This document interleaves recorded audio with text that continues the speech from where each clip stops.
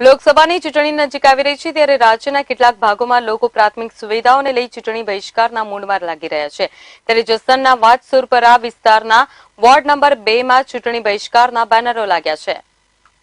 જસદણ નગરપાલિકાની અણાવડતને લીધે શહેરભરમાં વિવિધ સમસ્યાઓ માથું ઉંચકી રહી છે, જેમાં રોડ રસ્તા અને પાણીની સમસ્યાને લઈ અવારનવાર રજૂઆત કરવા છતાં કોઈ ઉકેલ ન આવતા લોકો રોષે ભરાયા છે। વાજસુરપરા વોર્ડ નંબર 2 માં કોઈપણ રાજકીય પાર્ટીએ મતની ભીખ માંગવા આવવું નહીંના લખાણવાળા બેનરો લગાડી પોતાની નારાજગી વ્યક્ત કરી છે। કોઈપણ પક્ષના રાજકારણી મતની ભીખ માંગવા આવવું નહીં તેવા બેનરો મારતા નગરપાલિકા તંત્ર ભારે મૂંઝવણમાં મુકાઈ ગયું હતું, જેથી આ વિસ્તારના લોકોએ રોડ પાણી નહીં તો મત નહીં, મતનો બહિષ્કારના બેનરો મારી રોષ વ્યક્ત કરતા અનેક તર્ક વિતર્કો સર્જાયા હતા। એ બારામાં એ અમારું કહેવાનું છે કે વોર્ડ નંબર 2 માં વાજસુરપરા શેરી નંબર 12, 14 અને 17 માં દિવાલથી દિવાલ રોડ લીધા નથી ઈરાદાપૂર્વક, અને આ બાબતે અમે પ્રમુખને અને ઉપપ્રમુખને અવારનવાર લેખિત આપ્યું, હા થઈ જશે એવા ખોટા વચનો જ આપ્યા છે।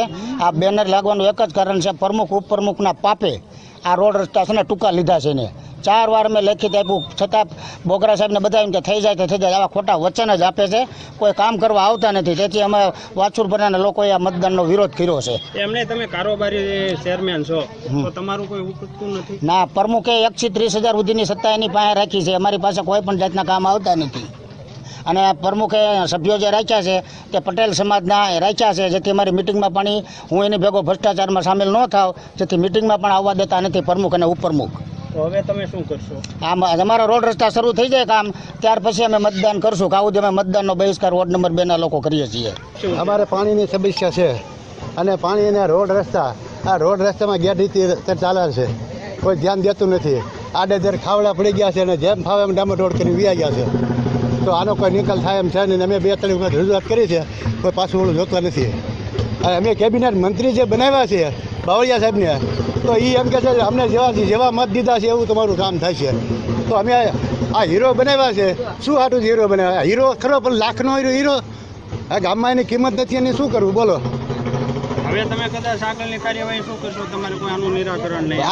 આ નિરાકરણ કોઈ વસ્તુ થાય એમ છે જ નહીં। અને આ જસદણ તાલુકાની અંદર 2 નંબરના વોર્ડમાં જ્યાં સુધી પાણીની સમસ્યા નહીં થાય ત્યાં સુધી કોઈ મત તો કોઈ દેવાના થશે જ નહીં, અને કોઈ પણ રાજકારણીને મત લેવા આવવાનું થતું નથી। કોઠી, કનેસરા, શાંતિનગર, શિવરાજપુર, એમાં બધે બાવળિયા સાહેબને ખબર જ પડી ગઈ છે કે આપણે શું કામ કર્યા છે શું નથી કર્યા, એ બધી એને ખબર જ છે।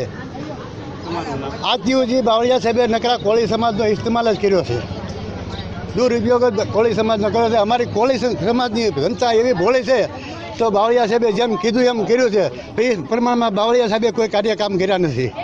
પાણી પૂરતું આવતું નથી જસદણ વોર્ડ નંબર 2 માં, અહીંયા પાણી પૂરતું આવતું નથી। 15 દિવસના વારા થઈ ગયા છે, માણસો બધાને તકલીફ પડે છે, અને જ્યારે મત લેવાનો ટાઈમ થાય છે ત્યારે બધા અહીંયા પહોંચી જાય છે અને પછી કોઈ જવાબ દેતા નથી। રોડના કામ અધૂરા થઈ ગયા છે, અમારી શેરીમાં પૂરતા રોડ નથી બનતા, અને જ્યારે અહીંયા બધા મત લેવા આવે ત્યારે બધા અહીંયા ટાઈમે જ પહોંચી જાય છે અને પછી કોઈ જવાબ નથી આપતા। જ્યારે જસદણ નગરપાલિકામાં બધાએ ગયા હતા માણસો ટોળા વળીને અમારી શેરીના બાઈઓ બધાય, અને તોય કોઈ બૈરાઓને કોઈ જવાબ નથી આપતા। ત્યાંથી એમ કહે છે કે અમને ટાઈમ નથી, તો ત્યાં શું કામ બધા બેઠા છે? અમારો કહેવાનો એ મતલબ છે। તો હવે તમે શું કરશો? અત્યારે હવે એમ બેનર માર્યા છે, અમારે કોઈને મત દેવા નથી અને અહીંયા કોઈ મત લેવા આવવું નહીં। આ અંગે જસદણ નગરપાલિકા પ્રમુખ જિગ્નેશભાઈ હિરપરાએ જણાવ્યું હતું કે જે તે સમયે બોર્ડમાં અગાઉ મંજૂર થયેલ રોડ દિવાલથી દિવાલ ન હોય તેના એક્સેસ વર્ક માટે હાલ આચારસંહિતા હોય, ચૂંટણી પછી વધારાના તમામ કામો કરવામાં આવશે। એક્સેસ વર્ક માટે જસદણમાં નાના મોટા તમામ વોર્ડમાં આ રીતે રોડના આયોજનો હોય તે માટે ચૂંટણી બાદ તમામ રોડ રસ્તાઓ આવરી લેવામાં આવશે। હરેશ તરૈયા સાથે લાઈવ ગુજરાત ન્યૂઝ, જસદણ।